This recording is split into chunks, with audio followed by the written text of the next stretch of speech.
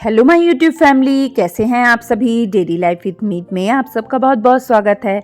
ये है संडे की मॉर्निंग का टाइम और बस मैं लग गई थी अपनी क्लीनिंग में। और जैसे कि शुरुआत होती है बेडरूम से, तो मैंने यहाँ पे शुरुआत की है बेडरूम से। बेडरूम को पहले मैं दोनों बेडरूम्स को क्लीन कर लूँगी, उसके बाद मैं हॉल की क्लीनिंग करूँगी। तो मैंने सबसे पहले ना ब्लैंकेट जोड़े। जब दूसरा ब्लैंकेट उठाया तो देखा कि बच्चों के ब्लैंकेट क्या होते हैं ना, हाथ पैर फैला के बच्चे सोते हैं तो किनारी थोड़ी सी फटती है, तो फटते फटते वो काफ़ी फट जाती है। तो इससे क्या होता है ना, हम लोग जैसे छोटे छोटे कामों को नज़रअंदाज करते हैं तो हमारे काम बहुत बढ़ जाते हैं। तो उस काम को नज़रअंदाज न करते हुए उसी समय उसे कर लो तो हमारे लिए आगे के लिए ज़्यादा टेंशन नहीं रहती है और हमारे काम आसानी से सारे निपट जाते हैं। तो बस मैं यहाँ पे ब्लैंकेट जो था उसे ठीक कर रही थी और यहाँ पे ठीक हो गया ब्लैंकेट, और जितने ब्लैंकेट थे मैंने सब जोड़कर उसे उसकी जगह पर रख दिया है। इसके बाद मैंने बेडशीट वगैरह झाड़ ली थी अच्छे से और मैं अब इसे अच्छे से बिछा लूँगी। और दोनों तरफ की बेडशीट झाड़ने के बाद मैं पूरा रूम सेट कर लूँगी। और ये रूम सेट करने के बाद, पूरा क्लीन करने के बाद, मैंने डैड जी का रूम भी पूरा क्लीन कर लिया था और उसके बाद हॉल की भी पूरी क्लीनिंग कर ली थी। और जैसे कि मैं जब ये सब चीज़ें ज़्यादा दिखाती हूँ डस्टिंग का, तो वीडियो बहुत ज़्यादा लंबी हो जाती है। मैं जहाँ तक सोचती हूँ कि मैं आपको अपने जितने दिन के काम हो सके उतने मैं दिखा सकूँ, आपके साथ शेयर कर सकूँ, इसलिए मैं हर काम को थोड़ा थोड़ा करके आपके साथ शेयर करती हूँ। और बस दोनों रूम साफ़ हो चुके थे। हॉल की भी मैंने क्लीनिंग कर ली थी। और यहाँ पर ना रमन सोया हुआ है। मेन क्या है, रमन को फीवर चढ़ा हुआ है 2-3 दिन से। जैसे मेरे को लग रहा है कि उसे वायरल हुआ है। मेडिसिन खाने के बाद भी उसका फीवर उतर नहीं रहा है, तो वो यहाँ सोया हुआ था। और बस मैं मार रही थी, सुबह का जो झाड़ू होता है वो कर रही थी। इसके बाद मुझे मारना था पोछा। तो यहाँ पे रमन को थोड़ा पसीना सा आ रहा था, उसने मेडिसिन ली थी तो पसीना सा आ रहा था। तो बस मैंने ना यहाँ पे दरवाज़ा बंद करके एसी चालू कर दिया ताकि उसे थोड़ा सा ठीक लगे। और बस इसके बाद मैंने झाड़ू लगाया और झाड़ू लगाने के साथ ही मैंने पूरे घर में पोछा भी लगा लिया था।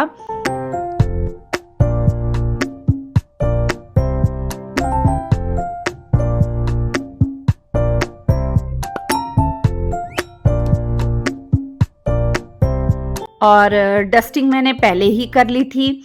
इसके बाद मैं आ गई थी, मैं जो नाश्ते के बर्तन जो निकले थे उन्हें वॉश करने के लिए।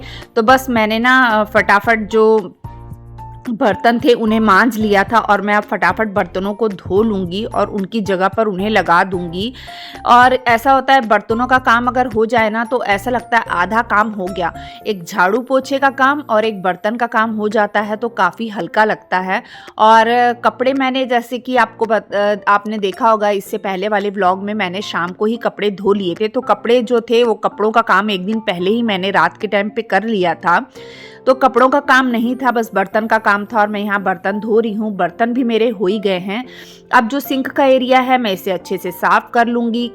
और पूरा जो नल वगैरह हैं, उधर की टाइल्स हैं, उसे पूरा अच्छे से क्लीन करने के बाद फिर ही मैं अपने दूसरे काम में लगती हूँ।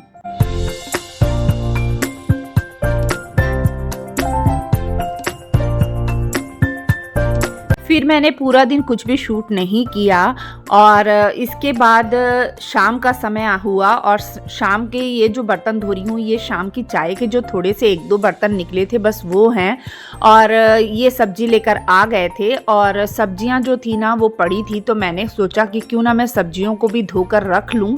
तो बस यहाँ पर मैं लगी हूँ सब्जियों को धोने के लिए और अब मैं फटाफट सब्जियों को धो लूँगी। टोकरी को मैंने धो लिया था और टोकरी धोने के बाद ही अब मैं सब्जियों को धोने लगी हूँ। मैं ज़्यादातर ऐसे ही करती हूँ, सब्जियाँ जब लेकर आते हैं तो उन्हें धो लेती हूँ और धोने के बाद उन्हें सुखा लेती हूँ और नेक्स्ट डे फिर उन्हें फ्रिज में रख देती हूँ। तो बस यहाँ मैं बारी बारी सारी जितनी सब्जियाँ ये लेकर आए थे ना उन्हें मैं अच्छे से धो लूँगी और इसे टोकरी पे रख दूँगी, जिससे कि ये ना सुबह तक इसका पूरा पानी निचुड़ जाएगा और ये सूख जाएंगी और मैं इन्हें संभाल लूँगी।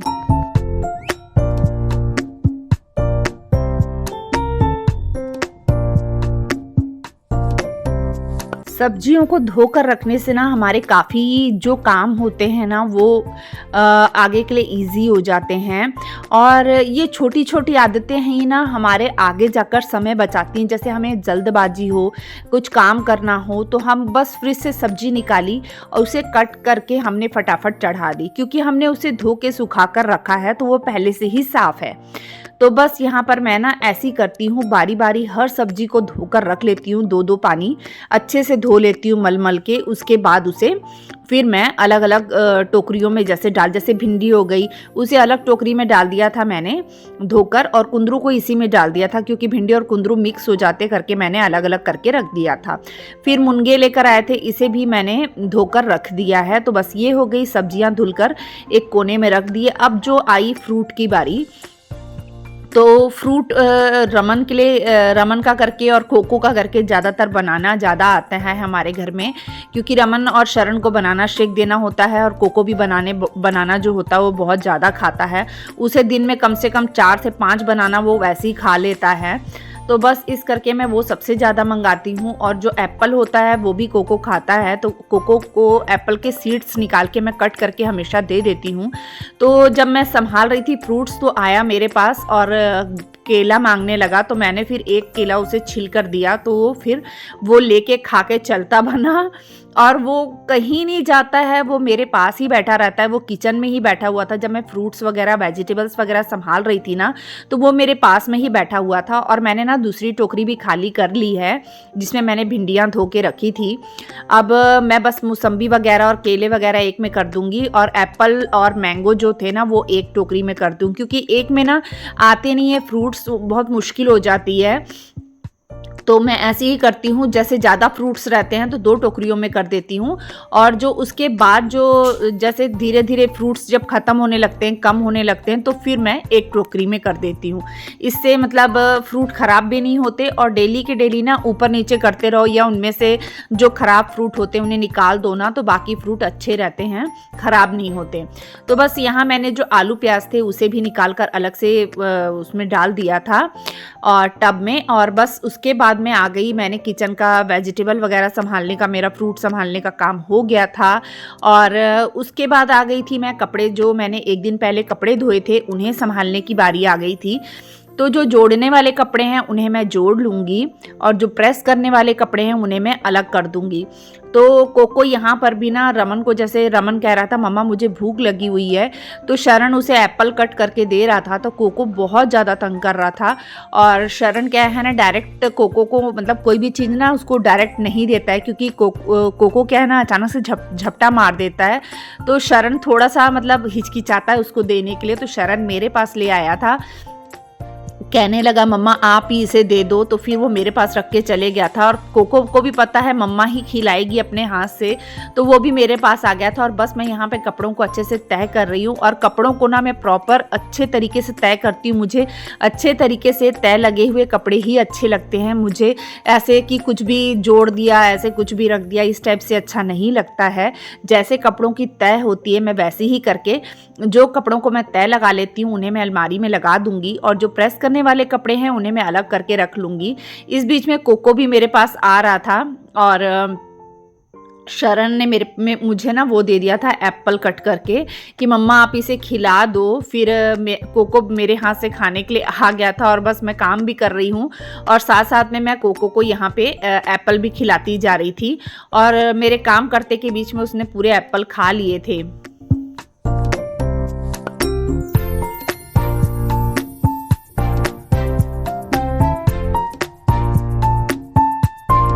बस अब मेरा ये काम हो गया, कोको ने एप्पल भी खा लिए। अब इसके बाद जो है ना, जो कपड़े मैंने तय किए हैं उन्हें मैं वापस से अलमारियों में अरेंज कर दूंगी। जो जहाँ का सामान है उसे वहाँ सेट कर दूंगी, ताकि रूम जो है वो क्लीन रहे, बिखरा ना रहे। क्योंकि कपड़े जब अगर बाहर ऐसे पड़े रहते हैं ना, तो उसकी वजह से रूम ज़्यादा ही गंदा लगता है। तो रूम को साफ़ रखने के लिए ना कपड़ों को तुरंत जैसे सूखते हैं ना, तो बगैर आलस किए उसी समय संभाल लेते हैं, तो हमारा मतलब मतलब जो है ना रूम भी साफ़ रहता है और हमारे काम भी टाइम से निपट जाते हैं और फटाफट कपड़े भी प्रेस हो जाते हैं। और मैंने आज मतलब कपड़े प्रेस होने के लिए बाहर नहीं दिए थे, मैंने कहा कि इनके कपड़े हैं 2-3 जोड़ी, बस वो करने थे, रमन के, मेरे और शरण के कपड़े। तो ज़्यादा निकले नहीं थे, ज़्यादा कपड़े थे नहीं। जैसे कई बार होता है ना 2-2 3-3 दिन के कपड़े एक साथ धो तो फिर काफ़ी कपड़े हो जाते, तो फिर मैं हमेशा बाहर दे देती हूँ। तो अब मैंने फिर आज देखा, मैंने कहा ज़्यादा कपड़े तो है नहीं, तो चलो मैं ही प्रेस कर लेती हूँ। तो मैंने फिर फटाफट ना प्रेस भी लगा ली और मैं यहाँ पे फटाफट कपड़ों को प्रेस कर रही हूँ। और बच्चों के कपड़े भी ना मैं शुरू से ही प्रेस करती हूँ। जब रमन शरण छोटे थे ना तो इनकी मतलब एक एक कपड़ों को मैं प्रेस करती थी ताकि मतलब बच्चों की कोई भी जर्म्स बच्चों को मतलब ना रहें और एकदम बच्चों के कपड़े क्लीन रहें। तो मैं हर कपड़ा बच्चों का प्रेस करती थी। तो मुझे आदत है, मैं बच्चों के घर के कपड़े भी ना जैसे प्रेस करके ही रखती हूँ ज़्यादातर। कभी हो जाता है कि जैसे हाँ काम बहुत ज़्यादा है और मैं नहीं कर पा रही हूँ तो फिर मैं वैसी जोड़ देती हूँ और फिर जब बच्चों ने पहनना होता है तो फिर उन्हें प्रेस करके दे देती हूँ। तो इस तरीके से मैं काम करती हूँ और बच्चों के कपड़े भी मैं यहाँ पे फटाफट प्रेस कर लूँगी, मेरे कपड़े भी प्रेस कर लूँगी और इनके जो कपड़े निकले थे वो भी मैं प्रेस कर लूँगी। और कोको मेरे सामने बैठकर मुझे घूर घूर कर देख रहा था। कई बार दिमाग में ऐसा आता है कि पता नहीं वो क्या सोच रहा होगा, उसके दिमाग में क्या चल रहा होगा। जैसे उसने अपना परिवार तो कभी देखा नहीं, हमें ही देखा है, तो कोई भी चीज़ होती है ना तो बस वो मेरे पास ही आसपास ही घूमता रहता है, मुझे ही कहेगा या फिर रमन को कहेगा।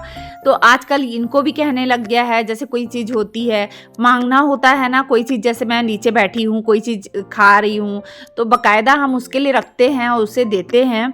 तो उससे क्या होता है ना, जैसे मैं कुछ खा रही हूँ, जैसी बुर्की मेरे मुंह के अंदर जाएगी ना तो अपना पंजा धीरे से प्यार से मेरे ऊपर रखेगा और मेरे तरफ देख के गर्दन तिरछी करता है, जिससे मुझे पता चल जाता है इसे भी चाहिए। वैसे तो मुझे पता होता है कि उसने लेना ही लेना है, तो मैं कोई भी चीज़ बनाती हूँ तो बाकायदा उसके लिए हम रखते ही हैं। अगर मार्केट से भी कोई चीज़ लाते हैं तो उसे देते हैं, क्योंकि मैं मतलब जैसे रमन शरण वैसी कोको मेरे लिए वैसी ही है।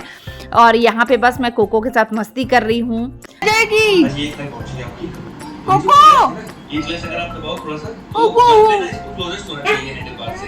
अभी क्या है दूर हो गया है इसको अपनी क्लच पे एडजस्ट कर, तेरा फुट खा जाएगी, फ्लिप करना है, थोड़ा पास ले जाना है। हां बढ़ाना है, तेरा फुट खा जाएगी राजू, तेरा फुट खा जाएगी। हां और नाउ इट्स परफेक्ट राइट। अब बहुत बढ़िया है भाई, बहुत बढ़िया परफॉर्म किया हमारे। ओए और जैसे ही ये गुस्से हुए तो चुप करके बैठ गया और बस मेरी तरफ देख रहा है, एक आंख बंद है और एक आंख उसकी खुली हुई है। तो मैं हंस भी रही हूँ उसे देख के कि तू ये क्या कर रहा है। और बस यहाँ पे कपड़े उतनी देर में प्रेस हो गए थे, कोको के साथ मस्ती करते करते मेरे कपड़ों का काम भी निपट गया था। और बस मैं यहाँ पे तुरंत प्रेस को निकाल देती हूँ और उसे संभाल दूंगी, क्योंकि कोको घर के अंदर घूमता रहता है। तो मैंने उसे साइड में रख दी जहाँ कोको नहीं जाता है, उस हिस्से में रख दी है। और वापस से टेबल को मैं सेट कर दूंगी जैसे कि वो रहता है। और जो प्रेस कपड़े हैं ना उन्हें मैं अंदर ले जाकर अलमारी में उसकी जगह पर लगा दूंगी, जिससे कि वो सही तरीके से रखे जाएं। और बस इसके बाद हो गया था मेरा खाना बनाने का समय। रात का जो डिनर था वो बनाना था। तो आज मुझे बनाना था डिनर में जो पकौड़े वगैरह बनाने थे। तो इन्होंने कहा था आज सिर्फ पकौड़े बना ले, तो मैंने कहा चलो ठीक है पकौड़े बना लेती हूँ। तो मैंने सोचा कि क्यों ना, मतलब मैंगो शेक रमन को बहुत पसंद है, कुछ खा भी नहीं रहा है, ना कुछ खा रहा है ना कुछ पी रहा है। तो मैंने सोचा क्यों ना मैं उससे पूछ लेती हूँ कि अगर उसको मैंगो शेक पीना है तो क्यों ना मैं उसके लिए मैंगो शेक बना दूँ। तो फिर मैंने उससे पूछा, इनसे पूछा तो इन्होंने कहा नहीं तू रमन से पूछ ले।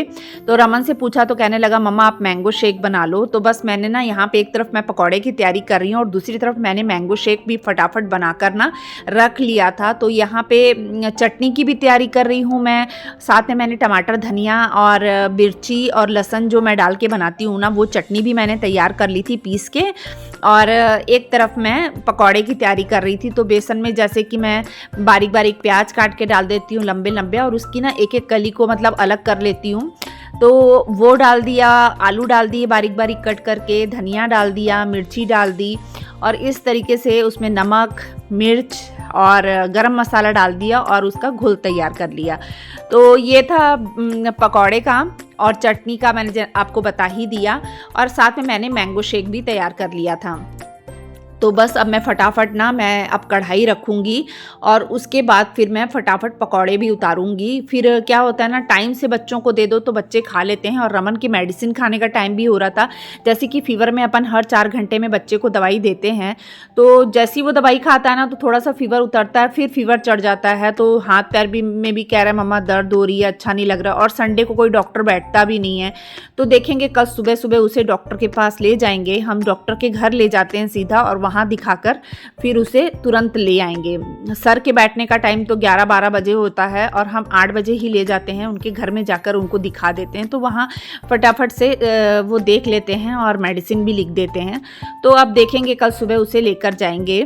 और बस यहाँ पे मैंने पकौड़े बना लिए हैं, फटाफट पकौड़े बनकर तैयार हो गए हैं। चटनी भी मज़ेदार सी बनकर तीखी तीखी तैयार हो गई है, जो कि इनको भी पसंद आई, रमन को भी पसंद। रमन ने तो खैर खाई ही नहीं, शरण को बहुत पसंद आई, क्योंकि शरण को पता ही नहीं था कि उसमें धनिया डाला है, और उसे ये भी नहीं पता था कि पकौड़े में भी धनिया डाला है। उसने बड़े स्वाद से खाए, और जब मैंने बाद में बताया तो कहने लगा, छी मम्मा आपने पहले क्यों नहीं बताया इसमें धनिया डाला है। तो बच्चों को जब नहीं पता होता है तो बच्चे सब खा लेते हैं, और जहाँ बच्चों को पता चलता है तो बच्चों के नाटक शुरू हो जाते हैं। बस मैंने खाना लगा दिया था, तो यहीं मैं अपने ब्लॉग का मैं एंड करती हूँ। अगर आपको मेरा ब्लॉग अच्छा लगा होगा तो प्लीज़ मेरे चैनल को सब्सक्राइब कर दीजिएगा। बाय।